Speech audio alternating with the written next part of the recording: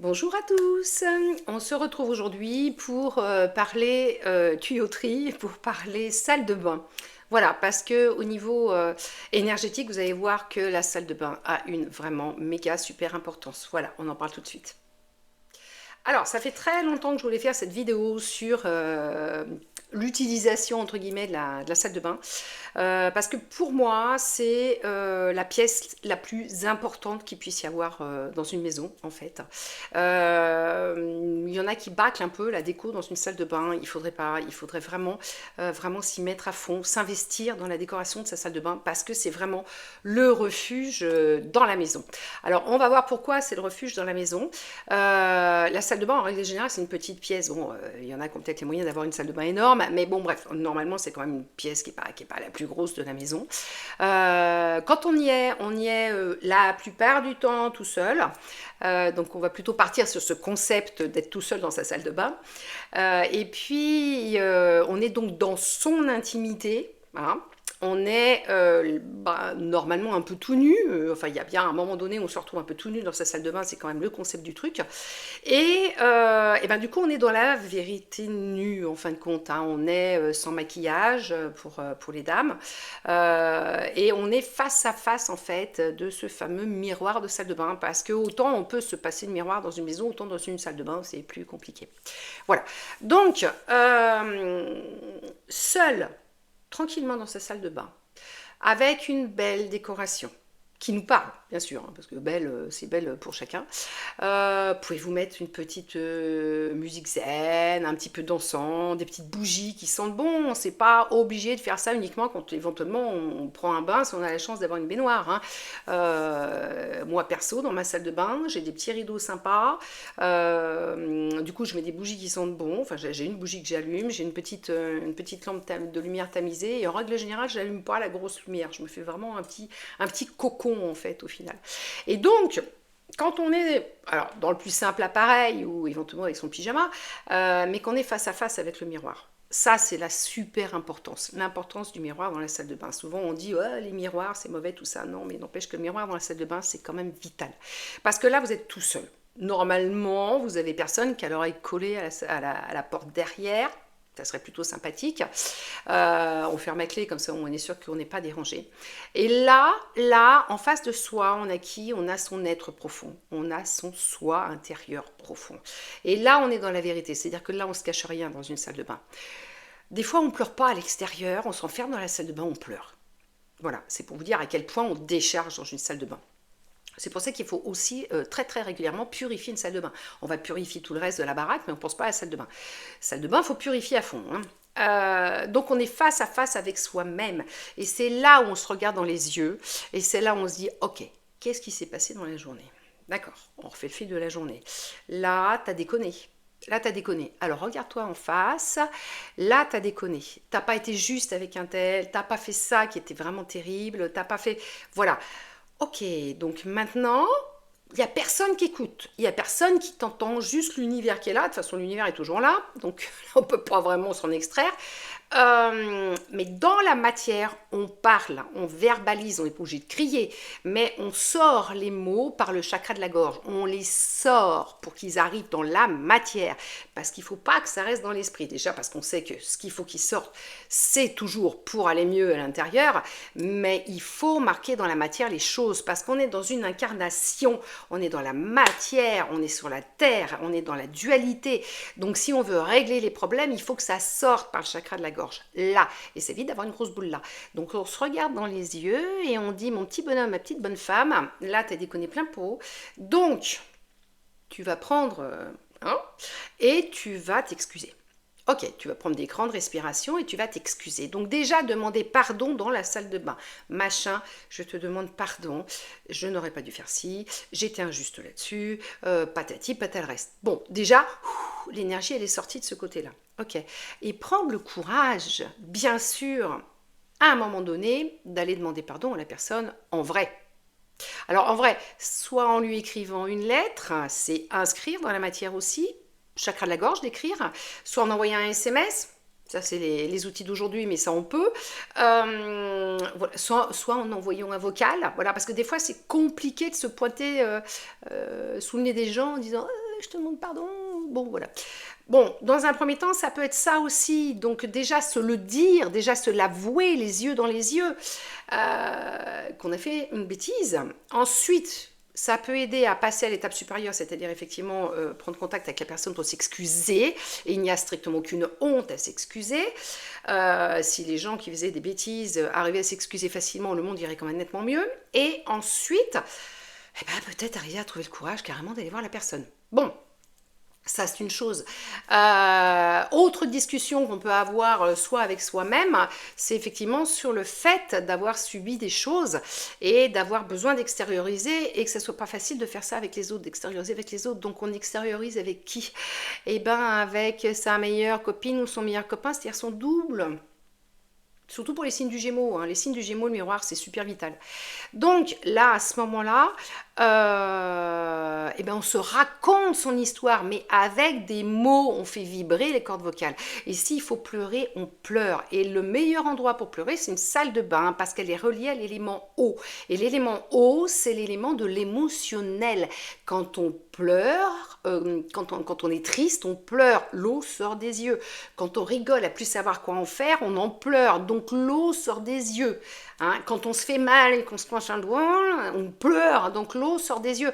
Donc l'eau est le témoignage d'un surplus émotionnel, d'un nettoyage émotionnel et de toutes ces choses-là.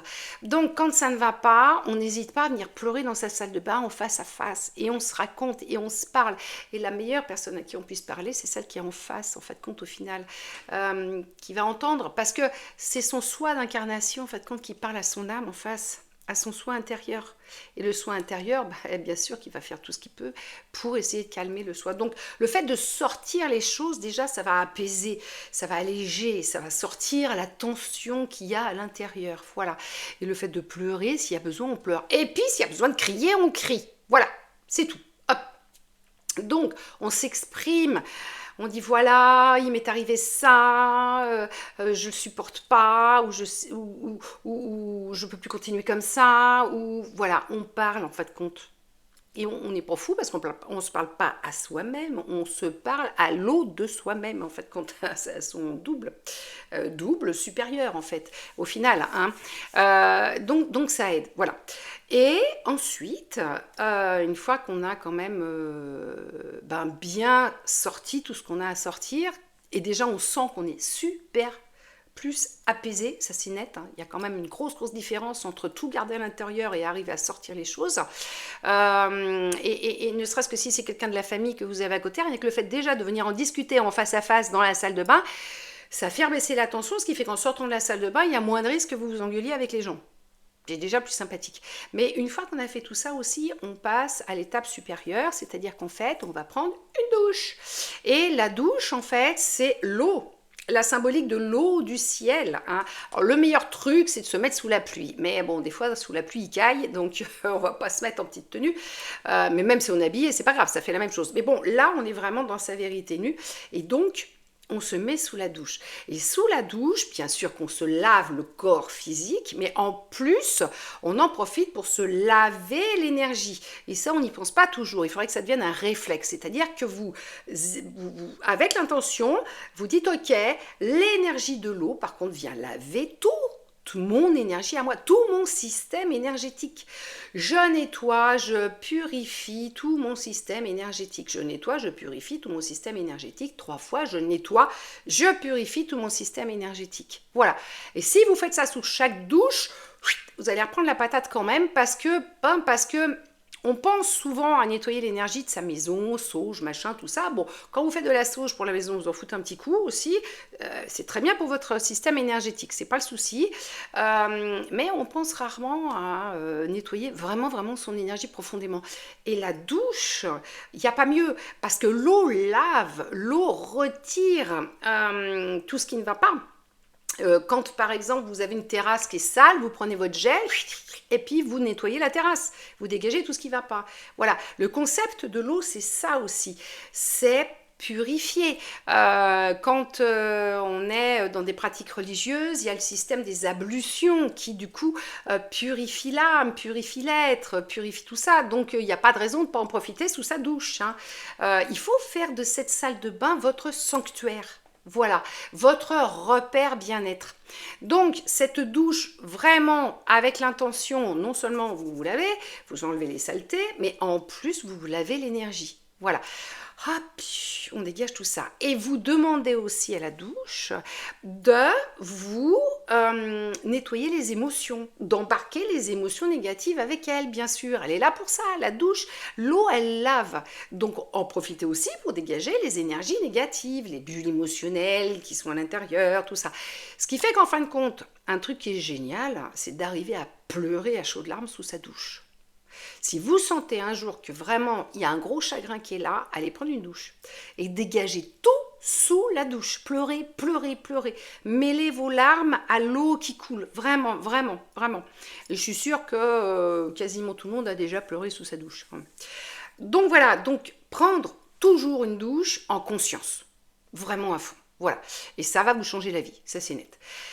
Et après, on peut avoir les bains. Pour les petits chanceux qui ont des baignoires. Donc, sous une douche, dans un bain, bon, l'eau évidemment va être un petit peu plus stagnante, mais c'est pas grave, hein. De toute façon on se lave et puis après on se rince avec la douche, donc tout part. Dans un bain, ce qui est bien de faire, c'est une méditation. Petite méditation, petite musique de méditation ou pas, hein. Il y en a qui n'utilisent pas des musiques de méditation. Un bon petit bain, alors moussant, pas moussant, avec éventuellement des petites huiles essentielles, des choses comme ça. On peut y mettre aussi des cristaux dans le bain. Alors attention, des cristaux qui vont dans l'eau. Alors faites gaffe, tout ne va pas dans l'eau. Si par exemple vous mettez de la sélénite dans l'eau, elle est foutue votre sélénite, hein. Et si vous mettez par contre des cristaux dans l'eau, évitez les bains moussants.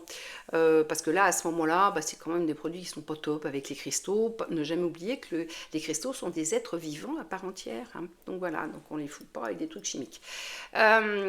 Donc, faites un bain tranquille et là, et en conscience, c'est pareil, vous vous reposez, vous vous allégez, vous faites ressortir les choses, vous en profitez, vous vous détendez et éventuellement aussi vous parlez, vous continuez à parler, vous continuez à raconter votre vie en fin de compte. Voilà, et hop, et une fois que vous avez bien tout dégagé dans votre baignoire, on termine par une douche et puis on ressort de là tout propre. Voilà, donc c'est l'importance de la salle de bain, vraiment. Essayez de vous investir dans la déco de votre salle de bain, essayez de vous investir dans du travail personnel dans votre salle de bain, avec votre miroir, avec votre douche, avec votre baignoire, parce que vraiment pour se dégager d'énormément d'énergie négative, d'émotions négatives, de ressassement et de choses comme ça, en fait, il n'y a pas mieux que la salle de bain. Voilà, c'est super. Et alors, c'est du vécu, donc tester, retester et approuver. Voilà, si vous avez aimé, donc vous likez, surtout vous partagez, ça peut intéresser des gens. Vous abonnez parce que bon, j'essaie quand même de mettre des vidéos régulièrement. Et puis voilà, et puis faire une belle salle de bain aussi, ça peut vous aider à décider de changer votre vie. Et ça, c'est à partir de maintenant.